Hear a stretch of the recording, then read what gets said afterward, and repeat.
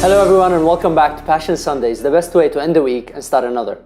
Our guest today has an interesting topic that he talks about. He talks about meetings and making decisions, and who does not want that? David Price, thank you very much for being here today. Thank you, it's my pleasure. I appreciate, how did you bring the meetings and decisions as an area of expertise together? Oh, look, I've been working in meetings for 30 years. I started in the area of, back in the old days where people used the old meeting procedure, the old rules of debate. You know, I move this and I'm second that and all of that sort of thing. So I'm a bit of an expert in that area and I still do a bit of work there. But that led me into businesses where they don't tend to use formal procedure like that. They just meet to make decisions. But the problem is most of them don't make any. Or if they do, they don't implement them. Yeah. So the number of decisions that are made that are never implemented is huge. And the number of meetings that are held to make a decision, but they either don't make a decision, or they make a bad one, or they revisit the decision they made last time, which indicates that it wasn't the best decision in the first place. So I fell into it really because the need was there. All right, and then the need was there, but you must have had the passion for something to make you pursue that, because otherwise you wouldn't sustain in such an environment. It's really frustrating to walk into meetings and never come out with anything. That's right. Yes, look, that's really odd, isn't it? How can someone be passionate about meetings? I don't really know how that passion came about. All I know is it fascinates me that people go into a setting that they call a meeting.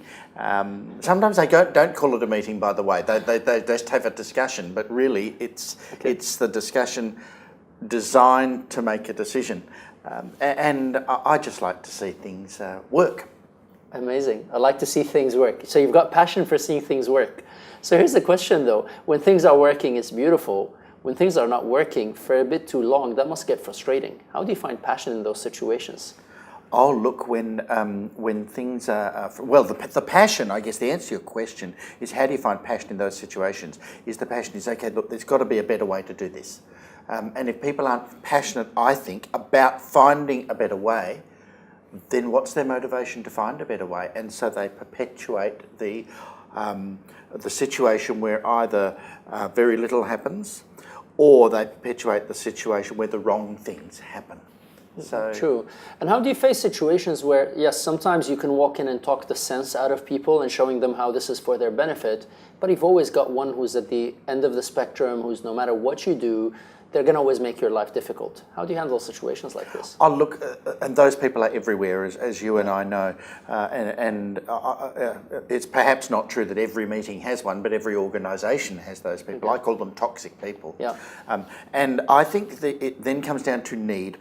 And the need for those people, I believe, the toxic people, is for self-recognition. And sometimes that recognition has to be by them holding things back or making life difficult for other people. If they make life difficult for other people, people talk about them and that's their need fulfilled. They just need to be talked about. I see, okay. So it's a bit more of a seeking of attention. I think so. I think it's a great deal of need for attention.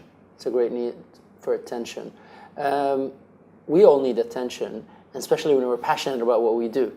How do you tackle that other side of the story where we want also attention for what we do and we're passionate and we like to be recognized for it?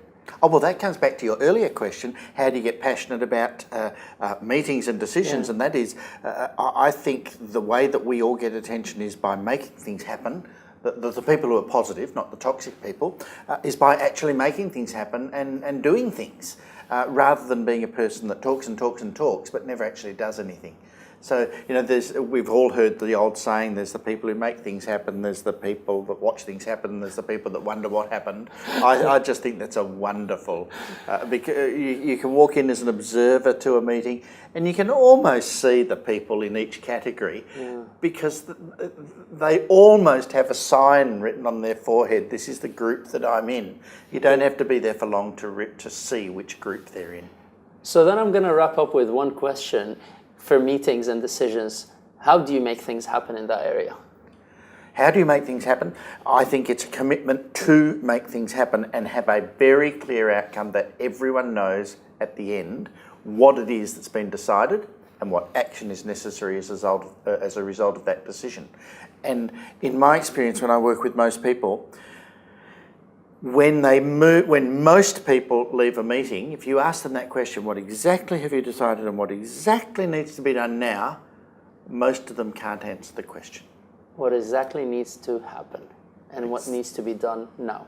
So let's make sure to stay passionate. We know what exactly needs to happen on our passion and what needs to be done, what to do next. Right now. David, thank you very much for this amazing interview. I really appreciate it. Awesome. Thank you. Thank you. Passion. What do you think? I hope you found this episode as useful as I did about making decisions and managing meetings. If you did, leave your comments on the blog below and share it with your friends. And if you'd like more tools, tips, techniques, and exclusive interviews that I only share on my website, go to Moustafa.com. Until next episode, live passionately.